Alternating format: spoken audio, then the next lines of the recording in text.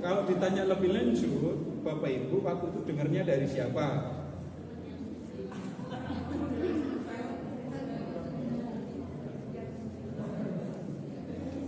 Itu jangan-jangan dengarnya dari saudara kita yang Muslim, dan itu dari baca Al-Quran. Tetapi sumber yang sebenarnya itu dari Injil Thomas. Saya sudah kasih pengantar dulu ya. Di luar 27 kitab tadi ada kitab-kitab yang nggak masuk dalam kitab suci. Masih ingat kalimat itu kan? Nah, contohnya apa? Ada Injil Thomas. Di dalam Injil ini diceritakan Yesus membuat burung dari tanah liat, tiup jadi burung beneran. Jadi kalau Bapak Ibu dulu dengarnya dari orang lain, Bapak Ibu nanti cari Injil Thomas. Lalu di situ juga diceritakan Tuhan Yesus waktu kecil itu main sama anak laki-laki teman-temannya di atap rumah. Bukan di atas genting ya, atap. Beda nggak atap dengan genting? Ya beda, kalau genting kalau atap kan belum tentu apa aja atapnya. Nah kalau atapnya dari rumbia itu genting atau bukan? Bukan kan? Atap itu bagian atas yang melindungi rumah. Nah rumah orang Yahudi kan bukan dari genting, tapi dari sotoh kalau baca kisah Daud itu. Nah Yesus kecil dan teman-temannya main di situ. Salah seorang temannya jatuh dari atap, mati. Lalu ibu dari anak yang mati ini marah kepada Yesus. Kamu sudah dorong anakku sampai anakku jatuh dan mati. Yesus mengatakan, enggak, aku tidak mendorong. Dia jatuh sendiri karena tidak hati-hati. Tapi orang tua anak itu tetap tidak mau terima. Lalu apa yang dilakukan Yesus? Dia membangkitkan anak itu. Setelah bangkit, ditanya, aku mendorong kamu apa? Lalu anak itu mengatakan, enggak, kamu enggak mendorong aku yang jatuh sendiri, malah kamu yang menghidupkan aku. Ini adanya di Injil Thomas. Lalu tadi kalau mendengar nama itu penjahat yang disalibkan bersama Yesus, itu ada namanya Dismas. Itu bukan dari Injil tapi dari Injil Nikodemus.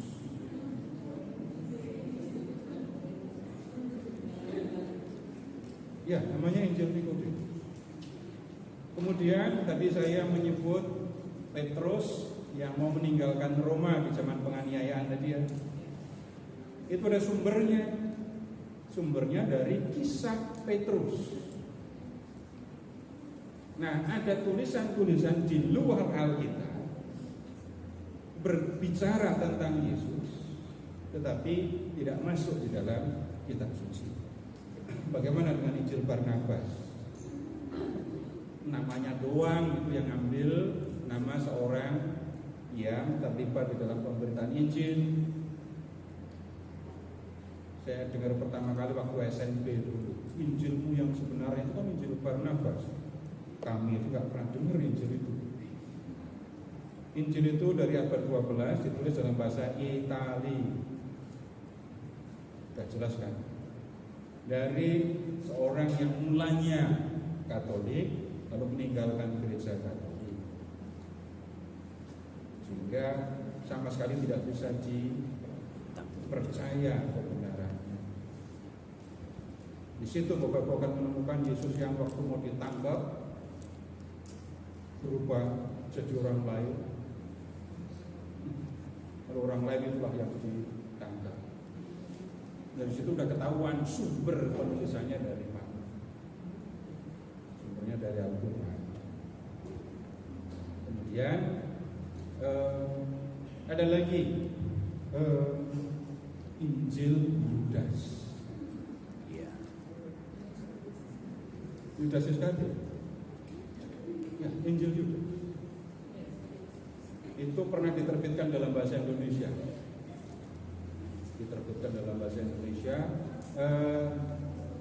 National Geographic Gramedia. Lalu waktu itu ceritanya jadi begini. Yudas mendapatkan uang karena menjual Yesus. Gramedia dapat uang karena menjual Yudas. Nah, dalam Injil Yudas itu disampaikan begini, Yudas Iskariot itu murid yang paling baik malahan. Kalau dia berkhianat, itu bukan karena maunya sendiri dia berkhianat, tetapi karena Yesus yang menyuruh dia. Jadi bisa dikatakan begini, awalnya gitu ya, di abad 1, abad 2 sampai abad keempat itu ada Injil-Injil, tulisan-tulisan yang dalam tanda kutip menjawab penasaran orang. Bapak Ibu juga mungkin ada yang tahu cerita ini ya. Yesus digendong, masih digendong baru dilahirkan, masih digendong oleh Maria, lalu pulang ke kampungnya, lalu orang-orang pada curiga, ini orang ini bisa punya anak padahal gak punya suami. Yesus yang masih digendong ini yang ngomong, menjelaskan bahwa ini bukan karena ibunya yang berlaku nggak benar. Itu dari Injil masa kanak-kanak Yesus bahasa Arab, Injil Tuhuliya. Nah kemudian begini, saya nggak mau bicara yang lebih lanjut ini. Jadi sebelum tadi Bapak Ibu dengar cerita-cerita ini dari sumber lain gitu kan ya. Nah saya ajak Bapak Ibu, ternyata sumber aslinya itu dari Injil-Injil, dari tulisan-tulisan gereja awal yang nggak masuk dalam kitab suci. Paling bisa dikatakan paling muda ya abad keempat yang bicara seperti ini. Nah kemudian begini, kalau kita membaca Injil itu kan tidak semua hal diceritakan kan ya. Yohanes sudah mengatakan kalau semua ditulis dunia nggak cukup untuk menampung gulungan kitabnya. Kemudian begini, kalau membaca kisah masa kanak-kanak Yesus itu kalau di Injil Matius cuma bab 1, bab 2 aja.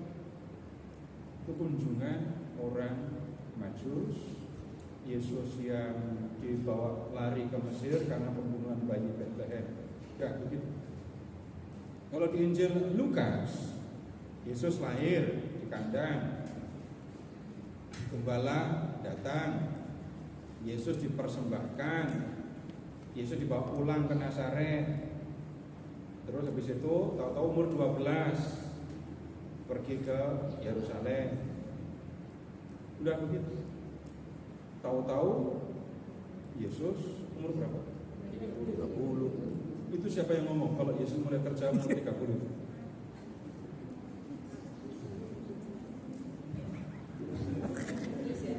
Lihat Lukas bab 3. Lihat sendiri.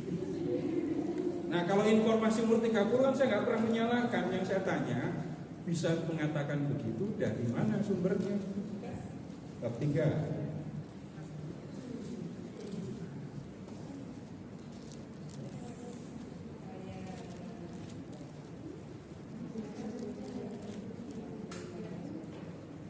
Jadi ketika Yesus mulai karyanya, dia berumur kira-kira 30 dan orang mengenal dia sebagai anak Pak Yusuf. Itu kan? Ayat berapa itu? Berapa? 23. Jadi hanya itu yang diketahui tentang awal hidup Yesus. Dan kemudian muncullah macam-macam pertanyaan. Sejak kapan Yesus itu sadar kalau dia adalah Tuhan? Jawabnya gini. Sejak kapan Tuhan Yesus punya kuasa, punya kemampuan untuk melakukan mukjizat?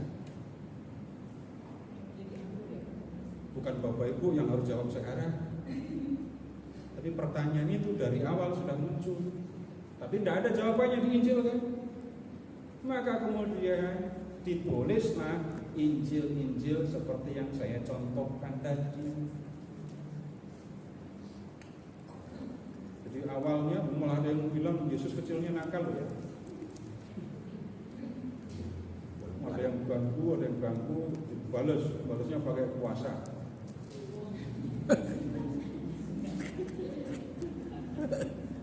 Jadi ada cerita-cerita tentang masa kanak-kanak, masa kecil, dan itu dalam tanda kutip menjawab penasaran, keingintahuan, pertanyaan yang diajukan oleh orang-orang yang membaca, mendengar kisah tentang Yesus.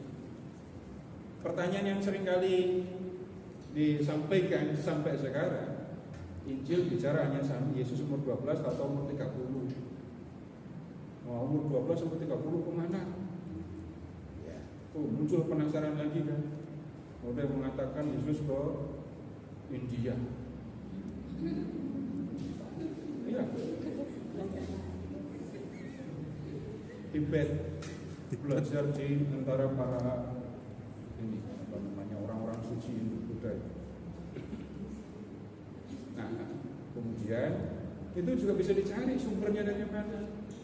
Katanya ada buku di biara itu yang berbicara tentang seorang yang bernama Isa, yang menemukan itu seorang wartawan Rusia. Pantesan Yesus pinter buat mukjizat karena belajarnya di situ. Lalu yang lain lagi, Yesus ke Mesir belajar dari para ahli-ahli nujum. Dan dia mengatakan badan Yesus banyak tatonya.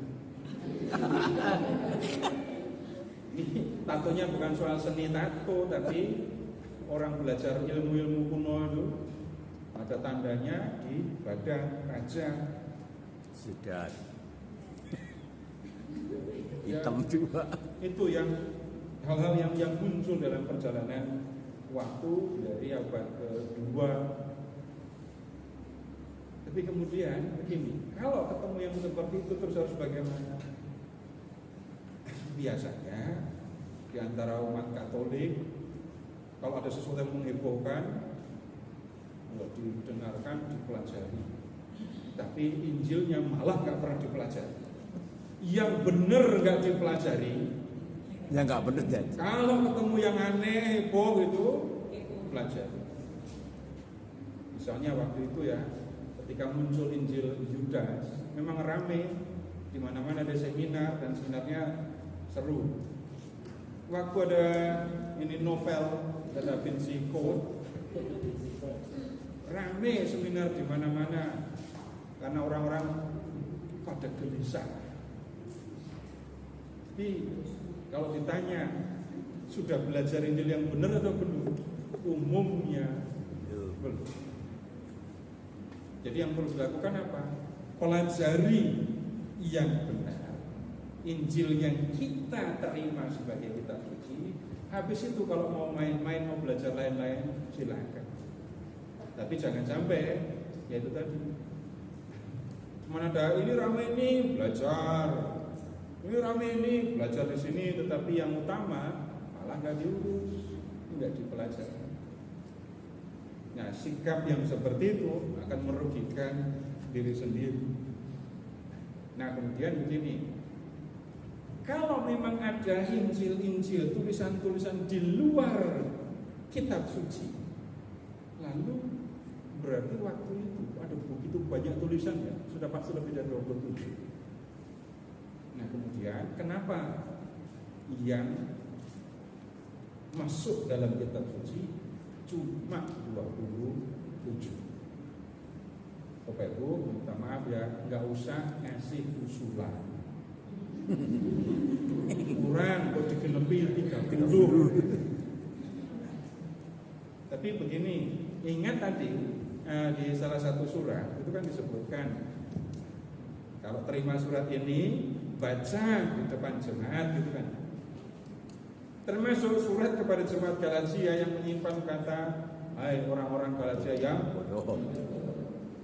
Nah, surat ditujukan mula-mula hanya kepada orang Tesalonika. Tapi kemudian surat ini bagus, perlu untuk pengajaran iman. Maka suratnya kemudian difotokopi, Sebarluaskan. dikopi, disalin, kemudian salinannya dikirim ke jemaat lain. Disalin lagi, dikirim ke jemaat lain. Nah, tulisan-tulisan seperti itu kemudian diterima di banyak jemaat. Nah, memahaminya begini saja. Bapak Ibu silakan mengingat jemaat-jemaat yang dituju oleh surat Paulus. Mana saja?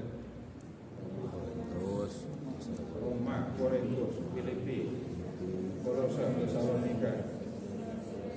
Ya, itu sudah ada banyak jemaat.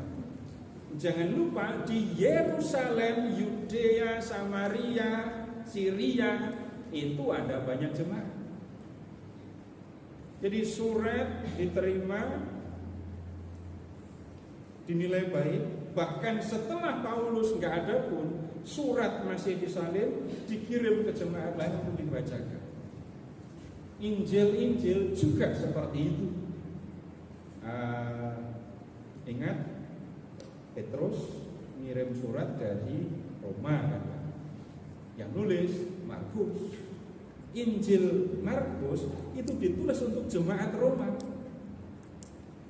Tapi kemudian setelah dibaca oleh jemaat dan jemaat melihat bahwa ini sesuai dengan iman, kemudian Injilnya ditulis ulang, dikirim ke jemaat lain, dan seterusnya.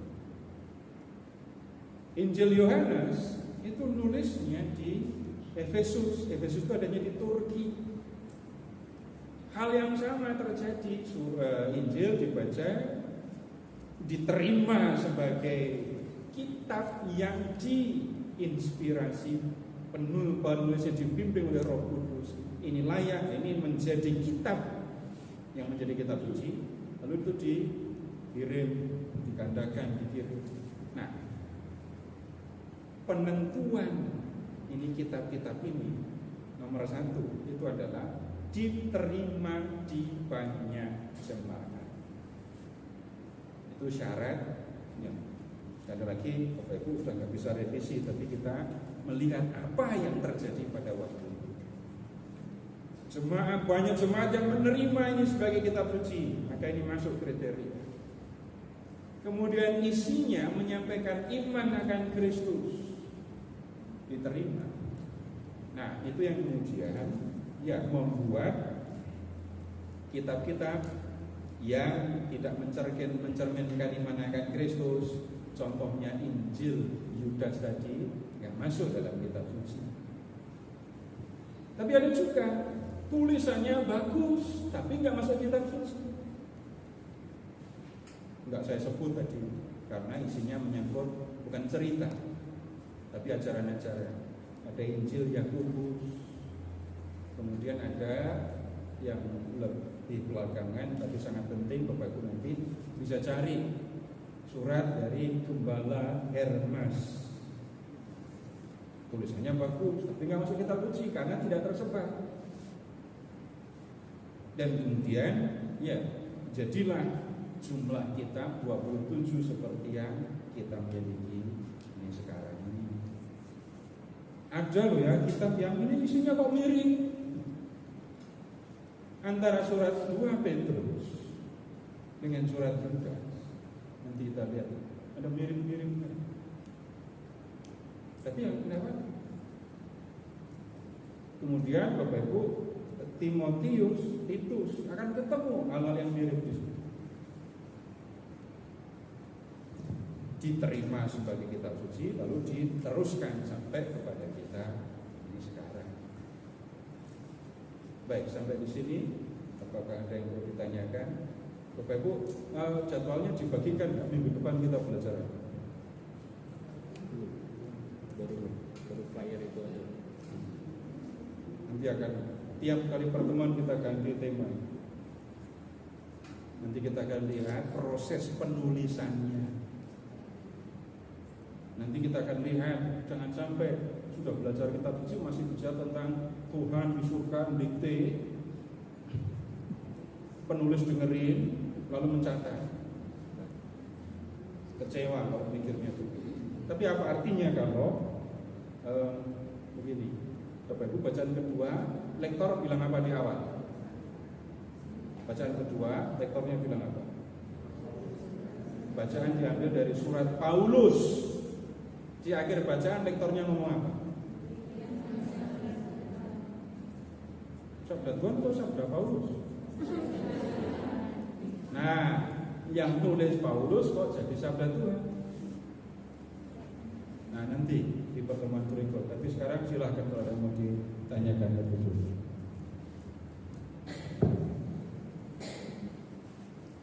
Ya, silakan.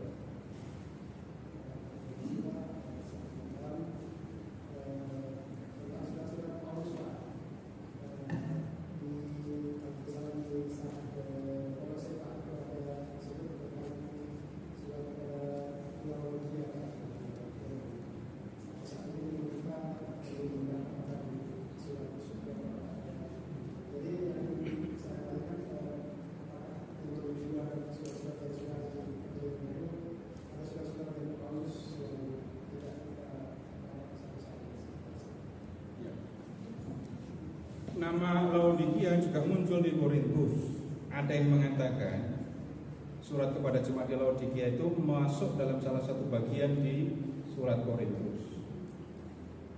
Tapi kemudian ada yang nggak bisa terima. Ada surat untuk jemaat di Laodikia. Paulus nulis surat kepada jemaat di Laodikia dan kemudian suratnya nggak ditemukan lagi, nggak digandakan waktu itu.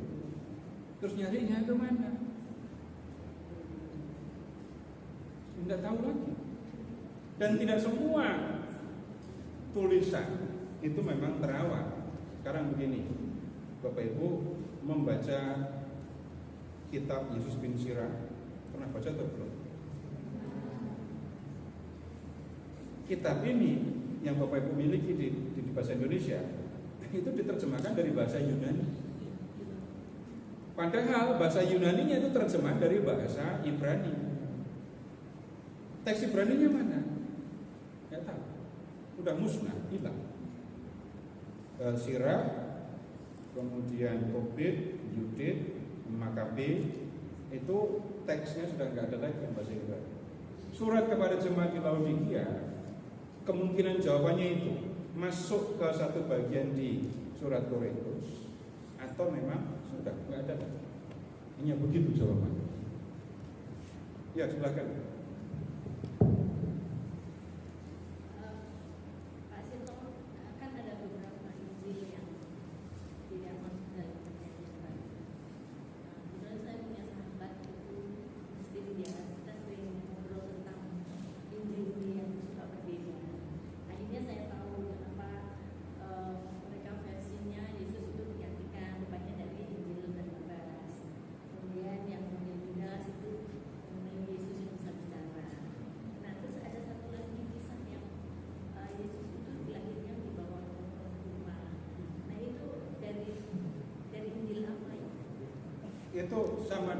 Itu sama dengan dari Yesus yang bicara tadi.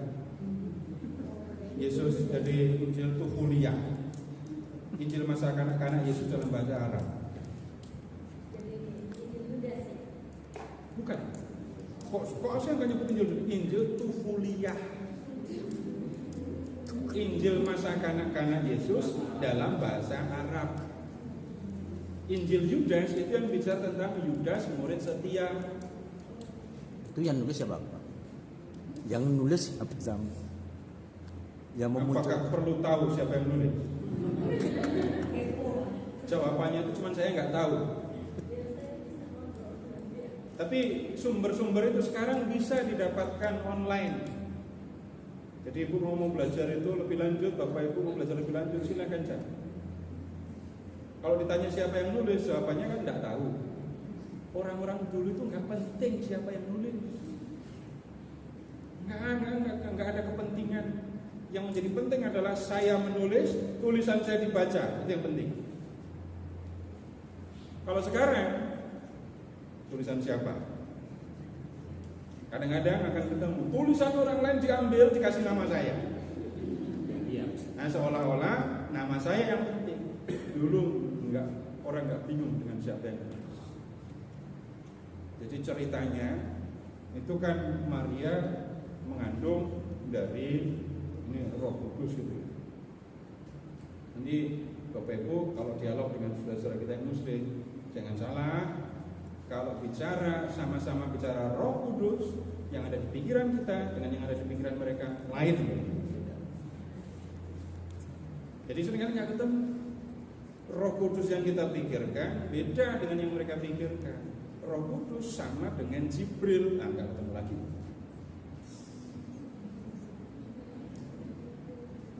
Sama-sama menyebut Tritunggal. Kita mengatakan satu Allah Tritunggal, tapi mereka mengatakan tiga Allah. Siapa tiga itu? Bapa, Yesus, Maria. Tidak nyambung kan dengan yang di pikiran kita. Ini kalau dialog nggak ketemu ya begitu. Karena yang kita pikirkan dengan yang mereka pikirkan memang berbeda. Nah kemudian Maria pergi lalu melahirkan di bawah pohon kurma itu, terus harus pulang ke kampungnya kan. Orang kampungnya kan pada heran, nggak punya suami kok punya anak. Lalu mereka bertanya, bagaimana kamu bisa punya anak tanpa suami? Nah, biarkan yang ada di gendongan itu yang jawab. Itulah bayi Yesus bicara. Tapi kisah ini sudah ada jauh sebelum. Ya begitu ceritanya. Tapi saya tidak mau mengajak Bapak Ibu belajar apologetika. Nanti kalau saya ngomong begitu direkam.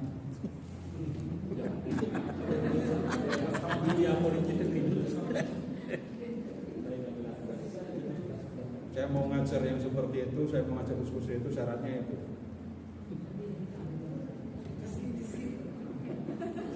Baik, ada lagi? Ya silakan. Terima kasih Pak Ser. Ini kan surat-surat Paulus ini kan kebanyakan untuk di luar ya, di luar Israel maksudnya, kayak di Roma, di itu segala macam. Terus itu mungkin jadi Paulus ini jadi rasul yang untuk segala bangsa gitu. Lalu internasional gitu. Lalu yang ingin saya tanyakan adalah kalau surat-surat yang berasal dari Yerusalem sendiri itu apa? Yakobus atau apa Pak? Gimana Pak? Silakan buka Kisah bab 8 1 sampai 3.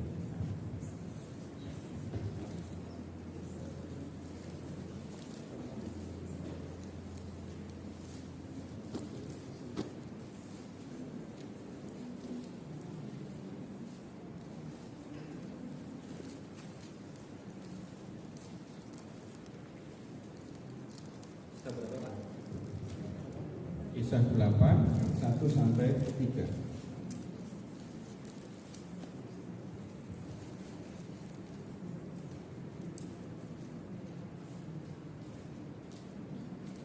Ya, penganiayaan terhadap jemaat di Ya. Yerusalem. Lihat di situ di 3 ayat itu terjadi penganiayaan di Yerusalem kan? Ya. Terus para anggota jemaat pergi meninggalkan Yerusalem. Lalu yang tertinggal di situ siapa? Kecuali rasul-rasul kan ya. Nah sekarang pindah ke Galatia bab 2. Bab 1 atau bab 2. Tapi buka surat Galatia.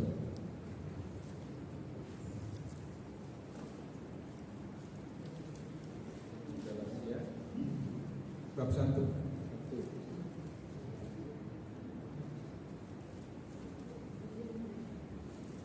dari Paulus seorang rasul, bukan karena manusia itu salah. Lihat ayat 18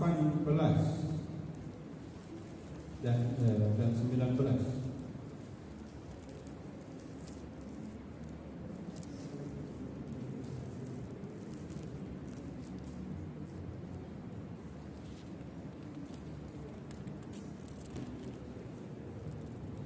Ya, sudah siapa di situ?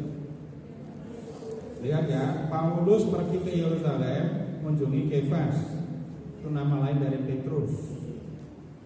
Kemudian yang 19 ketemu sama Yakobus.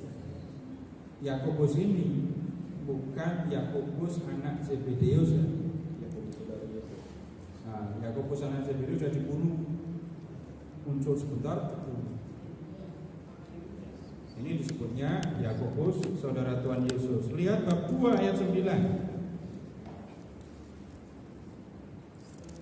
Lihat tiga orang, Yakobus, Kefas, dan Yohanes. Petrus sudah kita lihat pergi ke Roma, itu kan ya. Yohanes itu ke Efesus. Yakobus di mana?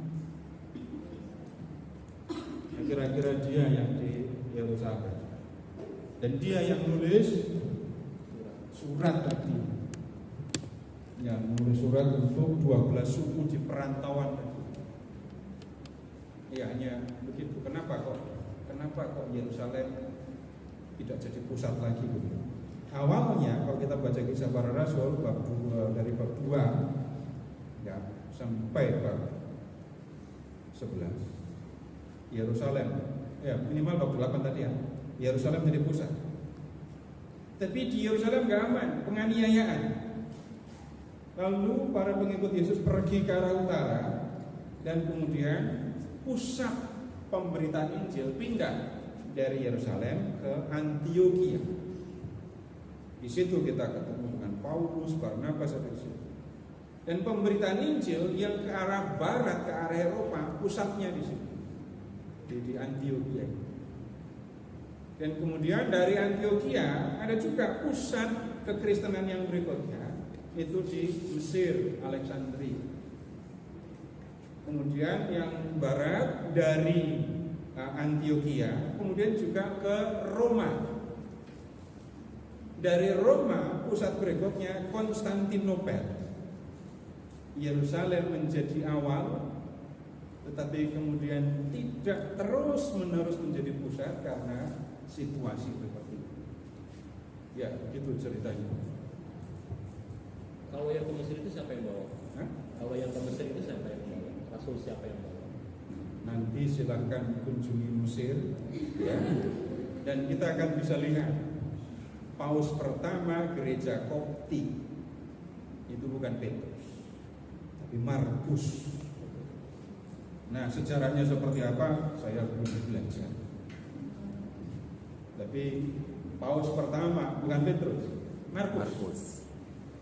Dan di sana ada gereja sendiri, gereja Koptik. Ya. Ya. Ya. Masih ada apa enggak? Selesai. Baik, untuk yang berikutnya Bapak Ibu tolong nanti baca Lukas, pendahuluan Injil Lukas bab 1 ayat 1 sampai 4. Ya, Lukas bab 1 ayat 1 sampai 4. Kemudian nanti ini baca juga ini ya, yang Yesus yang menyembuhkan orang yang pendarahan itu di Markus dan Lukas. Cari, ada, pasti ada. Yesus yang menyembuhkan orang yang pendarahan di Markus dan di Lukas. Kurang apa enggak? Kalau kurang, Matius bab 5 dan Lukas bab 6. Dan begitu dulu, terima kasih, selamat malam. Matius 5 dan Lukas 6.